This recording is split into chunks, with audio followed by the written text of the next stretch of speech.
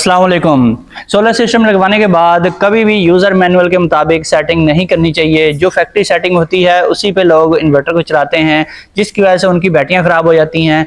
बहुत से लोग कहते हैं यूज़र मैनुअल के मुताबिक सेटिंग की थी तो बैटरियां ख़राब हो गई, बैकअप नहीं मिलता, बैटरियां स्क्रैप में देनी पड़ गई, चंद साल ही चली हैं, दोबारा से चेंज करनी पड़ गई, अपनी आधी लाइफ भी अभी उन्होंने पूरी नहीं की तो पैसे हमारे ज़ाया हो गए। इसकी क्या रीज़न है? जब भी आपने सोलर सिस्टम लगवाना है आपने यूज़र मैनुअल के मुताबिक सेटिंग बिल्कुल नहीं रखनी।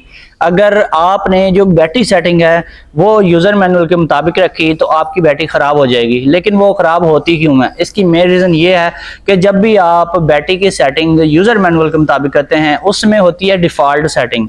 वो ऐसी सेटिंग होती है जो एक सेंसिटिव बैटरी के लिए यूज़ की जा सकती है।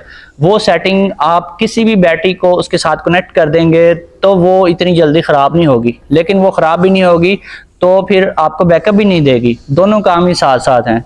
और फिर इसमें यह है कि अगर आप उसके साथ इसी सेटिंग के ऊपर लिथियम बैटरी कनेक्ट कर दें, चाहे आप एजियन बैटरी लगा दें, चाहे आप उसके साथ सील्ड लेड एसिड बैटरी लगा दें, या lead acid deep cycle battery लगा दें, या फिर टाल ट्यूबलर बैटरी लगा दें, या फिर आप लाइफ पो 4 की बैटरी लगा दें, कोई भी बैटरी आप उसके साथ कनेक्ट कर दें, वो ख़राब तो नहीं होगी लेकिन वो बैकअप भी नहीं आपको देगी और मुकम्मल चार्ज भी नहीं होगी।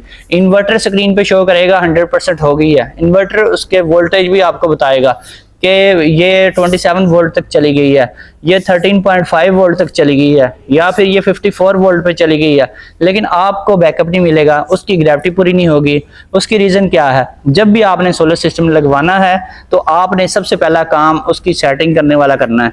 तो बैटरी सेटिंग मोस्ट इंपॉर्टेंट है, बाकी सेटिंग आप करें या ना करें, आपने उसमें बैटरी टाइप के मुताबिक सिलेक्शन करनी है। आपने उसमें यूज़र कस्टम डिफाइंड पैरामीटर्स लगाने हैं, आपने उसकी बल्क चार्जिंग की सेटिंग करनी है, आपने फ्लोट चार्जिंग वैल्यू सेट करनी है, और आपने उसकी चार्जिंग अम्पेयर्स को सेट करना है, और इसके अलावा आपने डिस्चार्जिंग अम्पेयर्स को भी सेट करना है।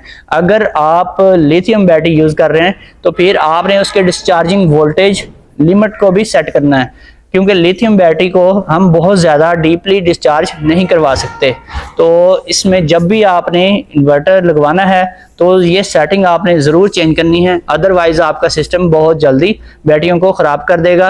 और बैटरियां उस टाइम ठीक होती हैं लेकिन आपको समझ नहीं आ रही होती, आप समझ रहे होते हैं कि बैटरियां ख़राब हो गई हैं। मैंने कई जगहों पे देखा है कि अच्छा भला सिस्टम चल रहा होता है, लोग क्या कहते हैं यूज़र मैनुअल पढ़ते हैं, उसके मुताबिक सेटिंग के पैरामीटर्स फीड कर देते हैं।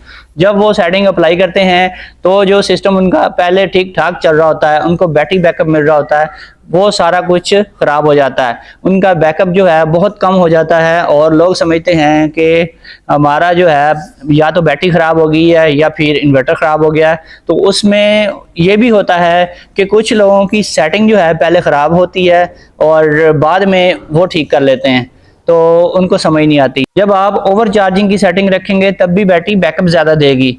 अगर आप उसकी नॉर्मल सेटिंग के पैरामीटर्स रखते हैं तो वो बैटरी नॉर्मल बैकअप देगी और उसकी ग्रेविटी भी नॉर्मल रहेगी। अगर ओवर चार्जिंग करवाएंगे तो ग्रेविटी भी ओवर हो जाएगी, बैकअप भी आपको ओवर मिलेगा, यानी कि बहुत ज़्यादा बैकअप मिलेगा जो कि नुकसानदेह है बैटरी की लाइफ के लिए। अगर आप simple normal lead acid battery use कर रहे हैं तो फिर आप फैक्ट्री डिफ़ॉल्ट सेटिंग के ऊपर अपने इन्वर्टर को यूज़ करवा सकते हैं। वो जो सेटिंग होती है वो नॉर्मल बैटरी के लिहाज से ही होती है। नए इन्वर्टर की जो फैक्ट्री सेटिंग होती है वो नॉर्मल लेड एसिड बैटरी के लिहाज से होती है। उसके जो पैरामीटर्स सेट किए गए होते हैं फैक्ट्री में से वो उसी हिसाब से होते हैं जो कि आपकी एक नॉर्मल लेड एसिड बैटरी को चाहिए। अगर आपने डीप साइकिल बैटरी लगाई तो आपको पैरामीटर्स चेंज करने की जरूरत पड़ती है। अगर आपने उसमें ट्यूबलर बैटरी लगाई तो भी आपको पैरामीटर्स चेंज करने पड़ते हैं। इसी तरह अगर आपने IP21 इन्वर्टर के साथ लिथियम बैटरी लगाई तो भी आपको पैरामीटर्स चेंज करने पड़ते हैं।